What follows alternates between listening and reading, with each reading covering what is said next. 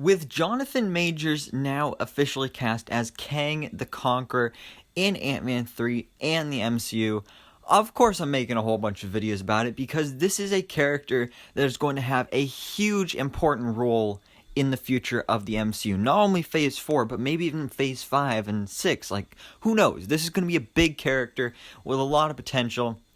And today, we're specifically talking about his role as a villain in not only Avengers 5, but also Young Avengers, whatever project they're working on there for that as well.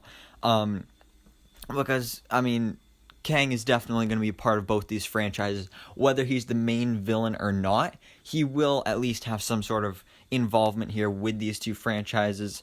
But for today's video, we're going with the theory that he's going to be the main villain of both movies, or projects, I guess you could say. So anyways, guys, let's start off by talking about the Young Avengers, because it's clearly happening in the MCU. They're being set up within the Disney Plus series. First of all, we already have Cassie Lang aged up in Avengers Endgame. She's going to become Stature. We're getting Kate Bishop in Hawkeye, Wiccan in Speed in WandaVision, possibly Kid Loki in Loki, Patriot maybe in The Falcon and the Winter Soldier. There's rumors of Hulkling in Captain Marvel 2. So we know these characters are being set up, and we know they're going to become the Young Avengers. And the big question with that project is it going to be a Disney Plus series, since most of them are being set up on Disney Plus, or is it going to be a big movie? Well, I think that it would be best to do a movie, because then not only will more people watch it, but then also that'll make people want to go to Disney Plus more, and because they'll be like, oh, well, if I want to see this movie, I gotta know what's been happening with all these characters. So I'm thinking that Young Avengers will probably be their own movie. And of course, Kang the Conqueror, I think, will probably be the main villain, at least for the first movie, because maybe one of their members, Iron Lad, if he is introduced at this point, obviously has a huge connection to Kang the Conqueror, because, spoiler alert, he is Kang the Conqueror. At least, in the future, he becomes Kang the Conqueror. So that's what I'm thinking will be happening there. And we also know that we're getting Avengers 5 as well.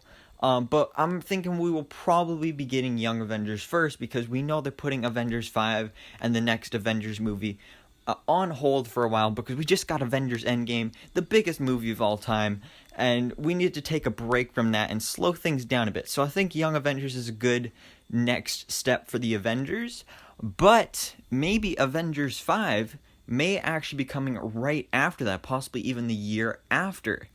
And there's been huge rumors about this, that Kang the Conqueror could be the main villain of that as well. So what if Kang the Conqueror is the villain of both of them? And we could be going in here with a situation similar to what we almost got with Guardians of the Galaxy Volume 2, because if you don't know, originally, before it was decided that Ego the Living Planet was going to be the villain of Guardians of the Galaxy Volume 2, Thanos was actually going to be the main villain of Guardians of the Galaxy Volume 2, and then be the villain again in Avengers Infinity War. So I'm not exactly sure how that would have happened, but they could definitely use a similar approach for that with the Young Avengers and Avengers 5, and possibly make it like an Infinity War Endgame thing. Like, we could have the Young Avengers movie come out in 1 year and have them battle Galactus and everything, and then Kang the Conqueror, and then whether he's defeated or not, I don't know, but somehow he returns even bigger, more powerful in Avengers 5 the next year. So then it's like, Infinity War Endgame, 1 year in between each. So that just makes sense, because maybe we would have some sort of big cliffhanger at the end. And then Avengers 5, it could be another big crossover like Endgame, but still not as big, of course. But it would be a crossover team-up of the regular Avengers and the Young Avengers, because Kang is a big villain, and he's a very powerful villain. So that's why I'm thinking that he's going to have such a huge role in the MCU. But he needs to have a big movie like Infinity War and Endgame for Thanos, but he's not quite at the level of Thanos, and I don't think he really deserves to be that character that's built up for the next like 3 phases or whatever.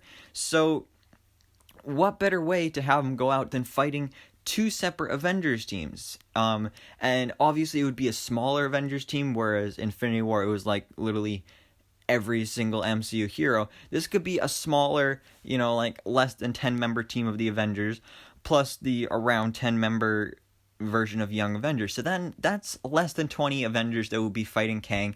I think that would be pretty good. Because, yeah, sure, the Avengers could defeat him pretty easily, but you need to show that Kang is just as, or almost as powerful as Thanos when Thanos has the Infinity Gauntlet, but without going to that extent. So I think that this would be a perfect way to do this kind of thing, and also then you can bring the Young Avengers into the greater MCU, because obviously they're going to have connections to all these other Avengers. Kate Bishop is going to be connected to Clint Barton. Patriot is probably going to have some sort of connection to, Falcon and the Winter Soldier, and all that stuff going on there. Obviously Wiccan and Speed, their mother is the freaking Scarlet Witch. So there's obviously going to be some huge connections here, and I think that this is the best way of going about it, because we all want to see Kang battle the Avengers, but we also want to see Kang battle the Young Avengers. So why not have it just be one big crossover? And this is just my theory. So definitely let me know down in the comments below, guys. What are your thoughts on this?